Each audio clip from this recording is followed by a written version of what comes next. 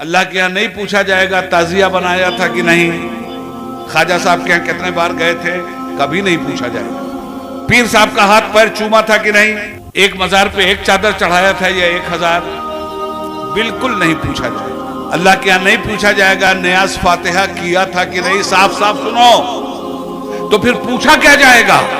روز محشر کی جاں گداز بود، اولی پرش سے نماز بود، پوچھا جائے گا تو یہ پوچھا جائے گا تم نے نماز پڑھا تھا یا نہیں۔ جو کام بالکل ضروری ہے اسے غیر ضروری سمجھ لیا مسلمانوں نے، اور جس کام کے بارے میں کوئی پوچھ گچھ نہیں ہے اس کو فرض سمجھ کے یہ قوم کر رہی ہے۔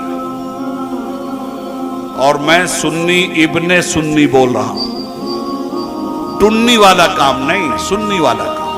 سورج سوا نیزے پہ ہوگا، ماں بیٹی کو نہیں پہچان رہی ہوگی، بیٹی ماں کو نہیں پہچان رہی ہوگی، باپ بیٹے کو نہیں پہچان رہا ہوگا، بیٹا باپ کو نہیں پہچان رہا ہوگا، نفسی نفسی کا عالم ہوگا۔